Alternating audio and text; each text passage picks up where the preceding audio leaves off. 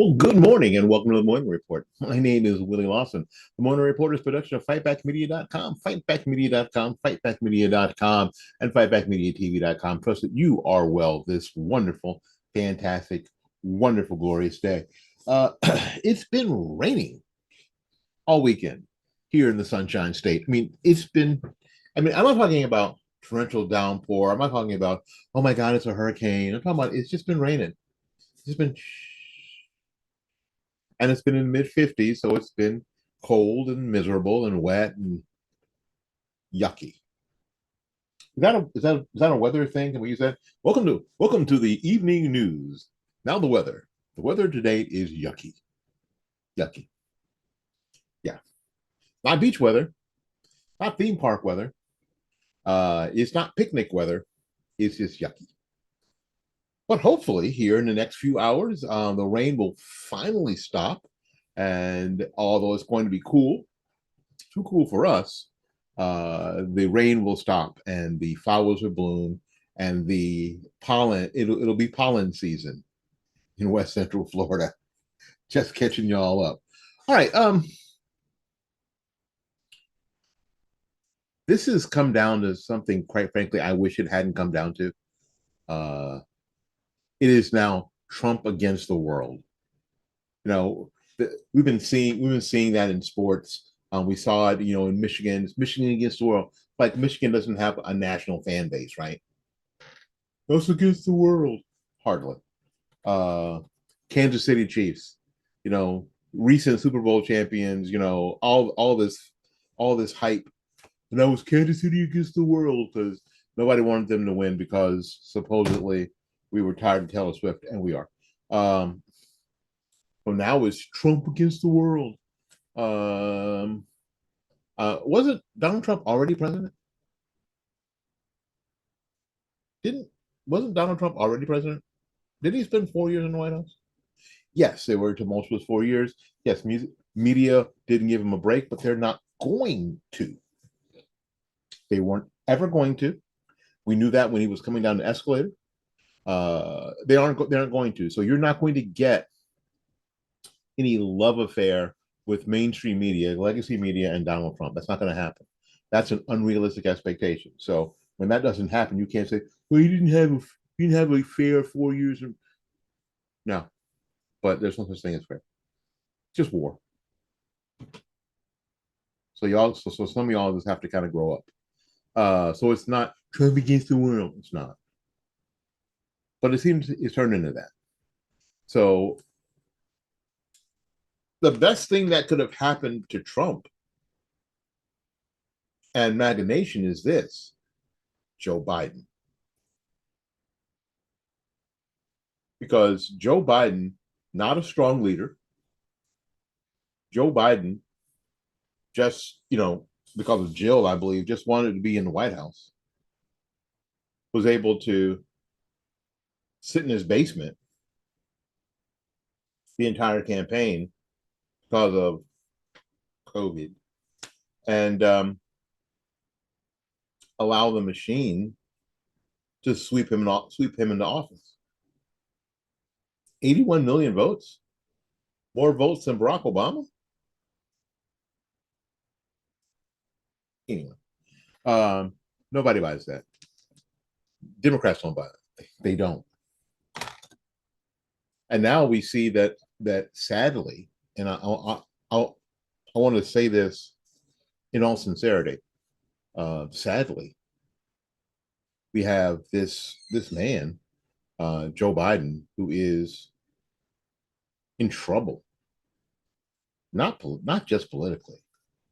I mean, just his life. He's obviously suffering from some sort of cognitive decline. Obviously, I mean, who doesn't? Who Stevie Wonder can see that, right? And is now sort of being forced by the machine to stay in it. The machine, after the Her report, is saying that Joe Biden is as sharp as a tack, although they know he's not. Although we've all seen his lack of sharpness. it's been on full display. It was sort of couched in his quirkiness. Hey, he's a gaff machine, but no, but it's bad. So confidence in President Joe Biden's ability to effectively run the country is quickly diminishing. I, some people have said he has run the country into the ground. 2 wars have ignited on his term. The southern border is wide freaking open thanks to his reckless policies and the policies of his administration. Americans fear to walk out their front door every day and then have to pay an arm and a leg just to put food on the table. While they keep telling you that inflation is, first they told you that inflation was transitory, then they told you that it was a good thing, and then they tell you that it doesn't matter, and then they tell you that it's going away.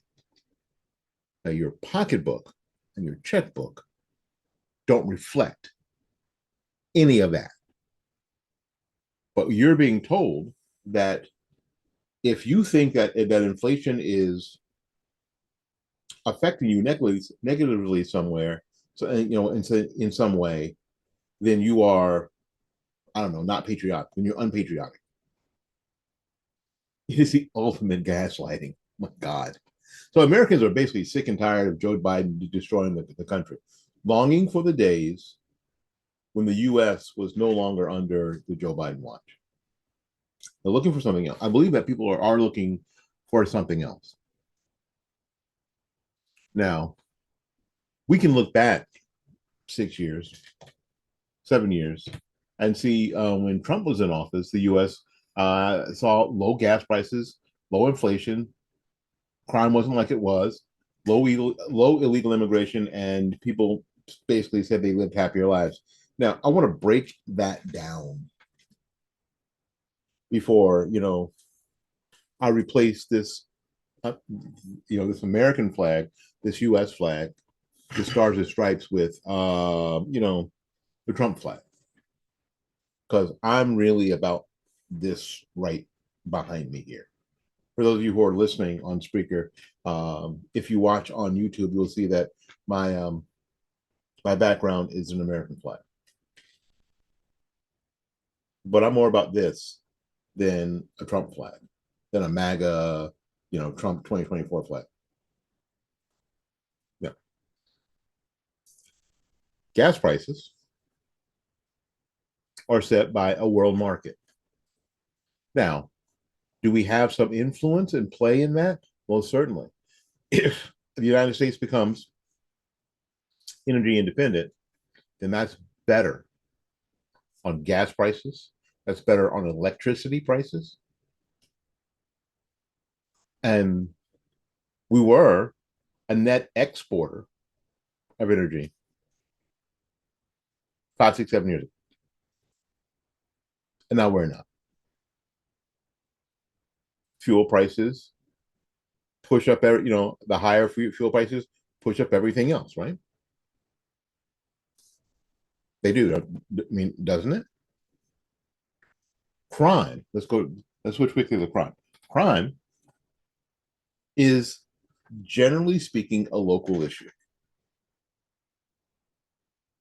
And always has been. Crime, especially the kind of crime that we see, that you see on X, that you see on Instagram, that you see on TikTok, that sort of crime is a local issue. Bands of marauding teenagers, going into stores and just wreaking havoc and taking crap. That's not a federal issue. That's not an issue that gets solved by switching out your president. I know. Not what you want to hear. I know. But unless we start dealing in the truth, then we're going to have a hard road. We're going to have a hard road. Right? So when we have DAs like they have in Chicago, like they have like Fannie Willis and in other places around the country, once you have that sort of local mentality about crime and about criminals, then It's going to take a long time to reverse that. And you're going to have to do that, like I've been telling you all week, yourselves in your local elections. You're going to have to get off the couch. You have to stop hoping that Donald Trump gets elected and somehow he's going to fix all of your local problems, like all of the local shoplifting and all of the local crime will somehow dry up. No. Okay. Illegal immigration, federal thing. Federal thing. There are laws in the book already that regulate immigration. So when people start saying, when you start hearing from, especially people on the left, we need some comprehensive immigration reform. No, we don't. We don't need any comprehensive immigration reform. We don't. Other than closing the borders entirely to legal and illegal immigration for the next 10 years, the Lawson doctrine, the fight back media doctrine. Um, unless it's going to be that. Sorry, my shoulder is still hurting. No, there are laws on the books that basically need to be followed. The policy of stay in Mexico while waiting for an asylum hearing, or stay in your country of origin while waiting on a hearing, that makes more sense. What we've been seeing, basically a continuation from the Obama administration, as far as just people walking across the border with impunity. Yeah, that's a federal issue. You have to have a chief executive that is going to enforce that law. That will solve some of the crime stuff, not all of the crime stuff, right?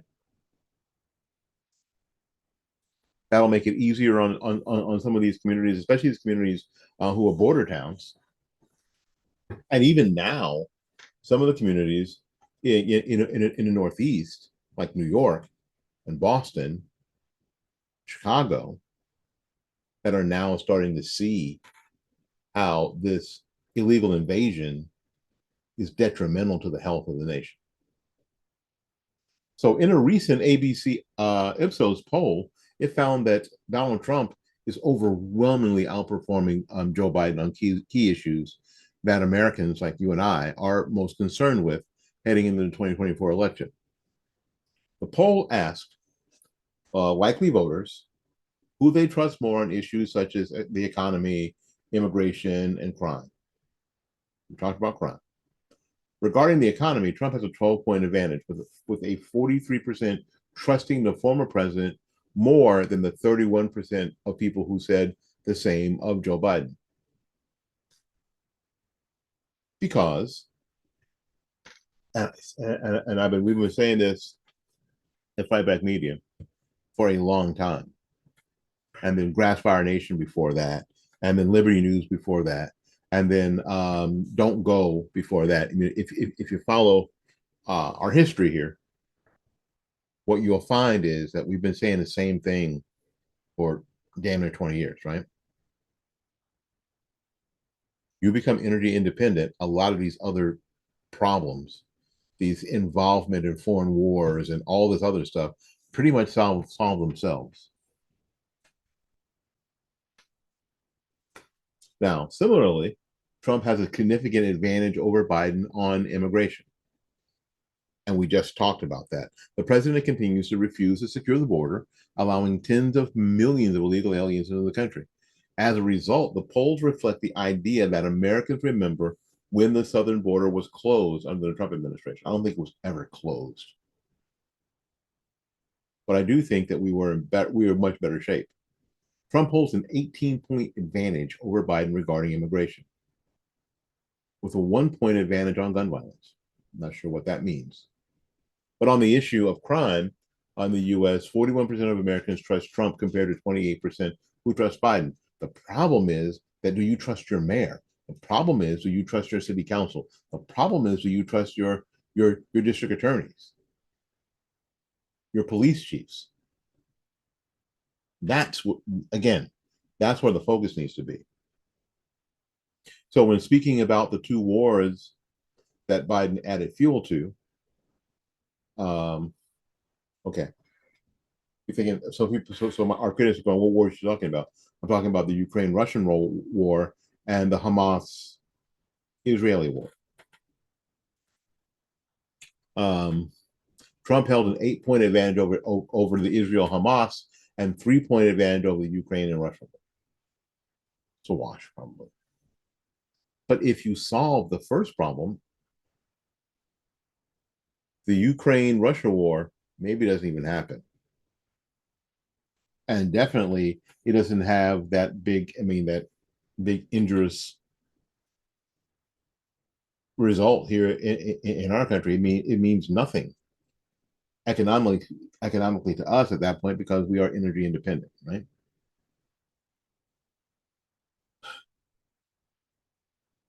Everyone saw Hamas attack the music festival in Israel. Hamas, with most Americans who are Americans, is a bad guy.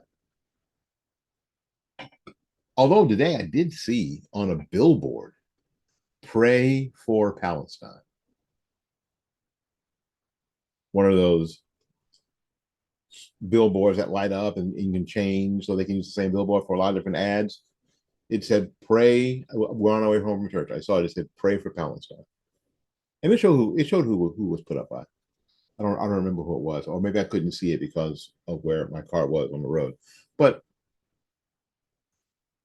I think most people understand that the Israelis are probably the good guys in this situation, right?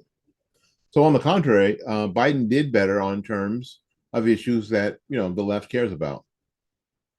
Climate change. They're still mad about abortion. And what do we have to do about abortion? Is it electing a president that's going to make a difference on abortion? No, it's getting into your local communities and making the difference there. It's getting involved at the state level and making a difference there. That's what it's all about there. That's how we take care of the abortion issue. Because it's not taken care of. It's still going on. If you're in California or you're in New York, you're in Massachusetts, you can still get an abortion. You can still murder your child in utero. You still can. So when you see people in some of these places, like I just mentioned, yelling and screaming about the lack of access to abortion care, it's nonsense. Because where they live, they can still murder their child in in utero. They still can. What we have to do is start to get to work locally, and I keep saying that, locally, get to work locally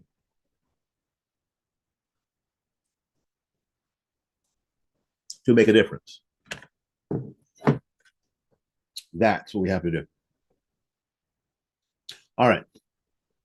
Again, welcome to the Morning Report. My name is Willie Lawson. The Morning Report is a production of fightbackmedia.com, fightbackmedia.com, fightbackmedia.com, and fightbackmediatv.com. We're going to take a little break. We'll be back with more of the Morning Report right after these. What's going on, Tampa? Jeff Dow from JD's Pressure Washing here again, and we wanted to share something really cool with you that we're going to be doing that you can be a part of. Tampa is home to 21,000 veterans. We all love our vets, and being one myself, we wanted to find a way that we could give back. So here's what we're going to do. For every 10 jobs that we do that are $300 or more, we're going to do one veteran home for free. Now, when I say home, we're talking house wash, driveway, sidewalks, and perimeter fence if they have one. So I need your help with exposure on this so that we can get the jobs that we need, as well as the veteran homes to clean, which is going to be a total surprise for them. We're going to show up, knock on the door, and let them know right then and there in the moment what it is that we're going to be doing for them. It is going to be pretty cool. And here's a bonus offer for all of you who help us with this. We're also going to offer 15% off all cleaning that's over $300, just to say thanks. So if you could do me a huge favor, like, comment, and share this video so that we can get the word out and start cleaning homes of veterans right here in Tampa. You also said that he was a world traveler and had been on many of the continents. I've been to 6. Have you been on any of those continents with him? Besides this one? Where's Belize? What continent is it? I'm not being funny. I don't know. Let's say, with the I've been exception to of Belize with him. I've been to the Bahamas with him. I've been with Aruba with him. Don't embarrass me. I'm not sure what continents those are on. Whatever continents those are, that's where I've been. I'm sure if I gave it some thought, I would tell you. But whatever continents those are, that I've been to those locations, sir. At Wellesley, Brookline, cities and towns that have so much more resources than the city of Boston. Boston City Councilwoman Julia Mejia thinks more migrants can be placed outside of Boston. I think everybody needs to start opening up their doors because this is a shared responsibility. Controversy over the placement of surging immigrants comes as a new report links immigrants who settle in Massachusetts to economic benefits for the region. All right, welcome back. We knew that the left's plan for Trump, once Trump announced that he was going to run again, was to keep him so tied up in court, and that was supposed to keep him from being able to concentrate on the election. It was supposed to make his supporters, back off from him because he was tied up in all these several thousand indictments or allegations and the like. It's kind of failed. It's kind of failed. Even MSNBC's host, Katie Tour, who I've never seen, is questioning the legitimacy of whether the ban against former Trump's business is, quote, fair, end quote. If you hadn't heard, on Friday, Trump was ordered to pay over $350 million in damages and banned from running his business in New York for 3 years in a civil fraud case brought by Attorney General Letitia James. Tur highlighted that the 70-year-old legal rule called the New York Civil Practice Law, Judge Arthur Engoron used to determine the outcome of Trump's trial. She pointed out that it had never been used against a person who is yet to be proven of doing harm to any individual or entity with their practice. The rule doesn't have to show harm done. It's not the burden. You don't have to show that anyone was hurt by your practices. There is nobody you defrauded specifically, Tur said. They looked at 150 cases over 70 years and found there was no such case where there was a ban on doing business where there wasn't harm done. So even though the threshold is harm shown, in the past, it's only been used to ban someone doing business when it's been shown that someone was hurt. So you're selling cosmetics and that are poisoning you. Is that fair to go after Donald Trump? Like in this environment, is my question. That's what Tur says. So they've not been able to, in their own words, get Trump on anything really. So what they did was they got Trump, quote, end quote, on this where supposedly he had overestimated the value of himself. Now, it didn't show that it hurt anybody. The judge said that there was an intention to deceive, and thought this was an opportunity to punish Trump. Think about this language. We thought that you were intending to deceive people. Now, many commentators have noted that the hefty fine Trump is ordered to pay, yet no victims were harmed in the case. The bank, this is where we have to start getting past what we're told. The bank that Trump supposedly, quote, defrauded, end quote, provided testimony defending Trump. Some people in real estate businesses and in real estate have said that they're worried about what this is going to mean going forward for their business. Every business and every entity tries to put their best foot forward. So there's no intention to defraud. It was, I mean, it was like the bank was like, "Oh, we thought you were a billionaire. And you obviously are living on what Fight Back Media lives on. Ooh, you were trying to defraud us." That's not what happened. That is not what happened. So we have to start looking at, this is, the left built Trump. They created an atmosphere that the left, along with the Republic, the establishment Republicans, I hate that term, they built Trump. And when I say that, I mean by what I mean by that is that they created an environment for someone like Trump to ascend. And what the left is doing now is that they're continuing to fertilize that soil with all this stuff. We saw every indictment, every charge, every allegation. It's like Trump's base gets more steeled. They get more firm in their belief in that Trump is the only person who can save the republic. I don't necessarily believe that. I don't necessarily believe that Trump's the only person who can save the republic. I've never believed that.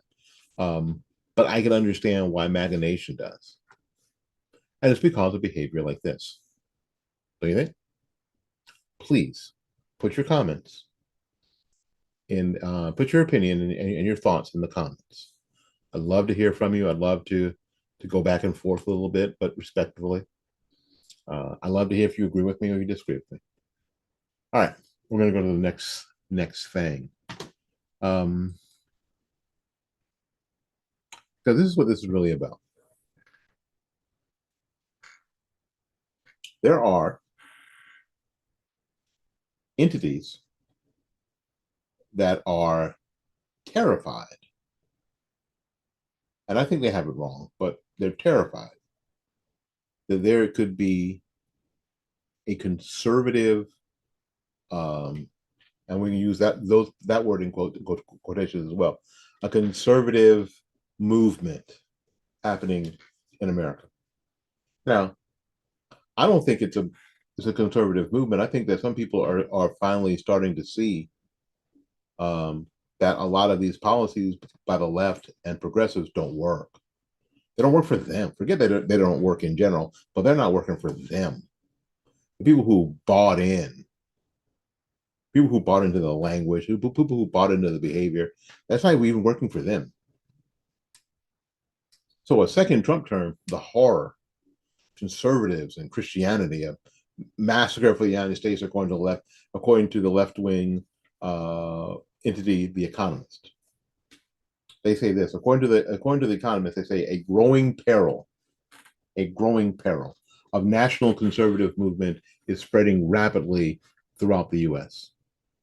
The outlet called on liberals to stop the MAGA movement that they claim is, quote, dangerous. The authors compared conservatism in the 1980s during Ronald Reagan's and Margaret Thatcher's era to President Trump's presidency. I don't know if I would do that. But would it be so terrible? Today, here's what it says. Today, Donald Trump, Viktor Orban, and a motley crew of Western politicians have demolished the orthodoxy and constructing in its place a status, quote, anti-woke, end quote, conservatism that puts national sovereignty before the individual.